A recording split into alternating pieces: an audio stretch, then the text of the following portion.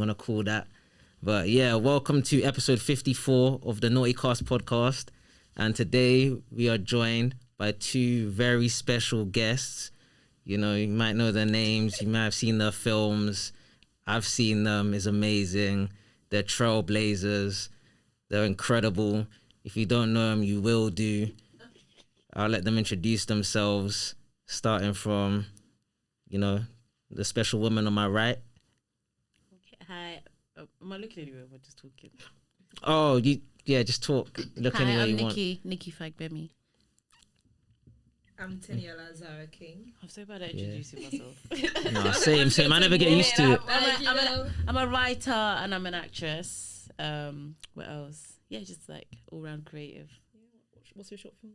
Yeah. So my short film is called Why Me. It's on Sky and now TV as well.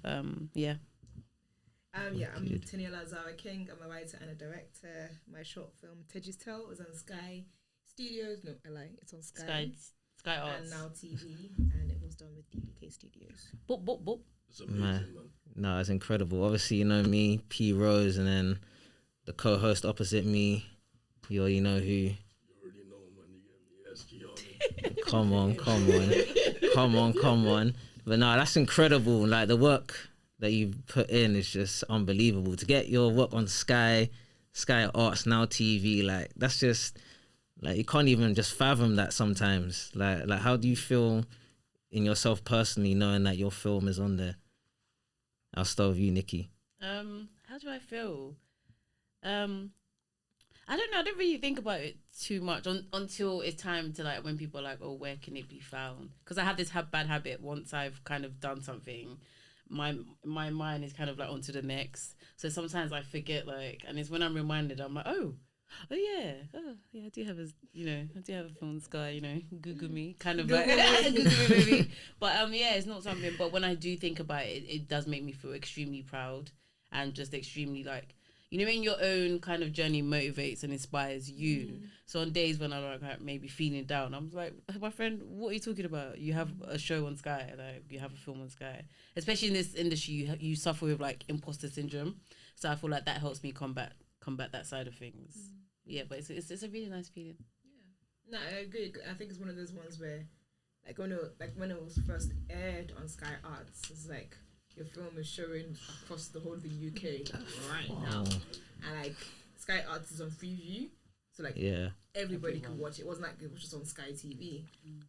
So that in itself was like, wow, my film was literally like, if you just scroll through your TV now, you see it. How crazy.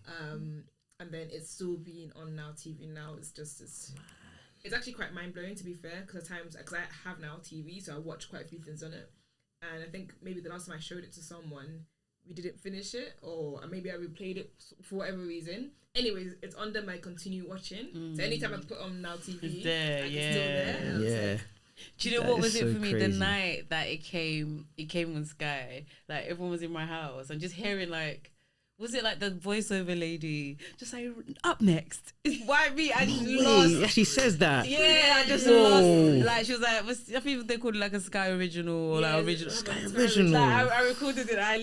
It was so funny because up until that week we had so much to do, and then I did another little screening for my friends as well, and I was just busy, and that's when I cried. I was like, yeah, I cried as well, to be fair. I just cried. That was so emotional. I feel like it's one of those ones where, when you've had such a long journey to, like, for example, I've been in this industry for 10 years now.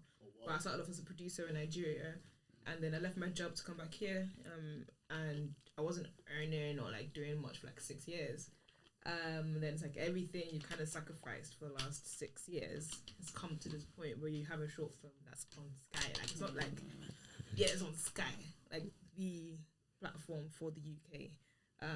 So yeah, I cried. I was like, wow, so this is actually happening. So like, thank God. Yeah, especially like piggybacking off of what you said, like being in this industry for so long, and then having, like, there's been so many things that you sign contracts for. There's even been things that I've short filmed I did never have seen the light of day.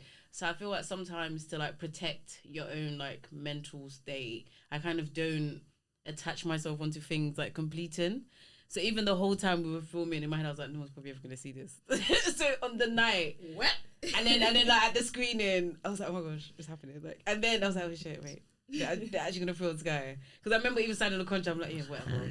And then even the film, I was like, wait, we're actually gonna film this? Really? Yeah, because there's been so many things. There's like in this industry, there's so you learn to like. Even when I've signed contracts, I don't really. I taught myself not to get attached to things because there's been so many things I've gotten attached to. I've filmed it. I've waited. I never came out. I've been paid. There's been so many things I've been paid for and don't come out. Like, especially when it's things that you're thinking, oh my god, this would be sick on my show reel. This will open up the doors to get me more jobs like this. Can they give you the? No, they won't. Was it part of the contract that they can't do that? They just won't because it's unreleased, like, or they've decided to go another way with the project, or like.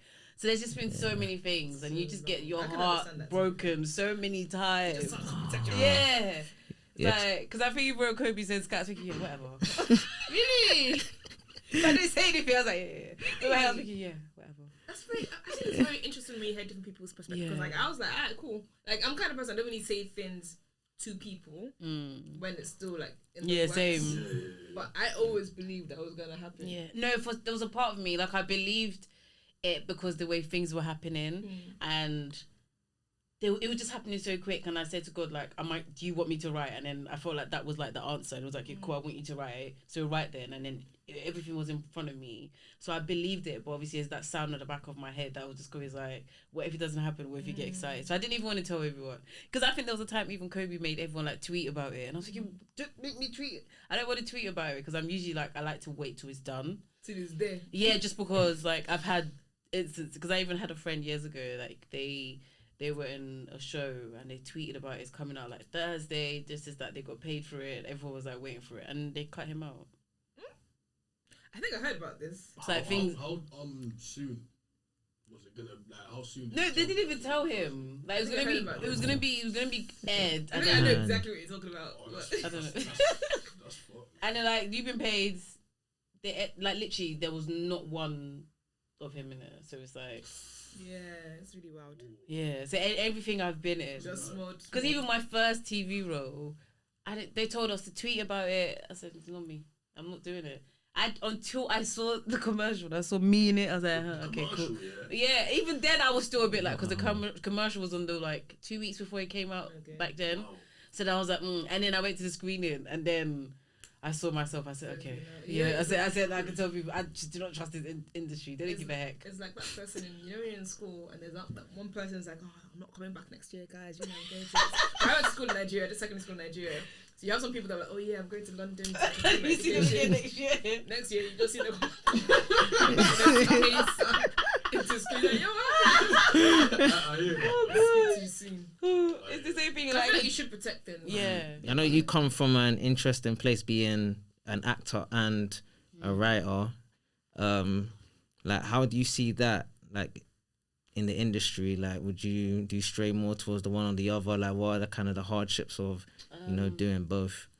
It's weird for me because acting was always like my first love. Like, I knew I wanted to be an actress from when I was like 15 in school, and writing was something I never thought I would do. So I never saw myself as a writer, but now that I'm in it, like, I don't know, I appreciate both of them, and I think they both go hand in hand. Like, for me anyways, they both help me because I think I'm able to write scripts because I work with scripts as an actor, and even just writing my first script and never going to film school, never studying, doing a screenwriting course or anything, just like, or being self-taught. And I think that's because I've literally been auditioning for 10 years. I've had access. I've read so many scripts. So when it was time for me to write my script, I knew what it was meant to look like. And off the back of it, when I'm writing, and I have writer's block or whatever, when I'm auditioning, or if I'm on a short film, or if I'm on set, it just gives me so much like inspo for my own work as well. So yeah, I think both of them, it goes hand in hand for me, and I can't imagine, because there was a point I was thinking, oh, if I had to drop one, I was like, I'd probably drop acting. But for me, I feel like they both go hand in hand. Yeah, together for me. Yeah, because you're in what you write. Yeah, yeah, and also as well because I always think, because I remember someone said to me when I started writing and I wrote Why Me and I acted in it, and I remember that time I was like auditioning for other shows, and they said to me, why would you want to act in other people's shows when you can just act in your own shows? And I said I would never want to limit myself because the characters, there's only certain characters that I can write, the characters that come my way, like acting wise, there's some scripts that I could never be able to write, so I get to explore being in that character and explore my craft and like get to expand. But if I stick myself to just and then also at the same time, I don't want to act in everything I write. Oh, is it? Yeah. Because I think then that limits myself. Then it makes me limit my writing to my acting potential. Because there's a script I'm writing at the moment, and I don't even want to be in it at all. I just want to be just a writer on it, just to have that experience. Because being on Why Me and being a writer and an actor, that was like really tough to juggle the both things. Yeah, like I knew everyone else's lines but my own. I was like, oh my gosh, who's Naima? Like it was just a lot of hats to wear. So I can't wait to an experience where I'm just on as a writer and not like, so me not writing anything. It allows me to like just expand and just I can make the characters crazy and as wacky and like because I know my roles and I know what kind of like roles that I kind of come my way, what I can play. So if I'm writing and I'm not attached to myself to my scripts, I have a bigger playground to play with. So it just means I can just focus on just like that. But I think for me, hand in hand, like I always want to be in other people's scripts just because I get to like, I filmed a short film recently and just like the storyline is something that like I would want to write about in like 5 years time just because I got to act in it and I was just like, oh my gosh, like that would be like so incredible for me to like write that from this point of view one day. And I wouldn't have got that idea if I didn't act in a script. So it just helps my creativity. And when I have writer's blocks as well and I'm acting and I've got scripts back to back and I'm like, especially if it's comedy scripts because I write comedy. So when I'm auditioning for a comedy script and I'm looking their comedy beats and I'm like, oh my gosh, like I loved how they connected that joke. It's like I'm a sponge. So like I take from everything around me, I soak in as much as I can. So sometimes I might have a writer's block and then I have like maybe 4 or 5 auditions. Before I know it, like by the end of like the second week, I'll just be writing because I've been in so many different worlds and I've taken so many different things and so I feel like it's kind of like, it feels like a secret weapon for me. Like it's like being a writer and you get access to so many people's work. Essentially, that's how I see auditions. I don't just see auditions as like something I audition for. It's like I get to look at someone else's script and it's like, oh my gosh, it's exciting. Like, so it works hand in hand for me. Yeah, no, that's amazing to kind of like be able to see from many perspectives. You know, it's not just kind of your perspective is kind of like 3D, like you kind of see it from even the writer's point of view in that short film. And me having that experience as a writer helped me so much in that the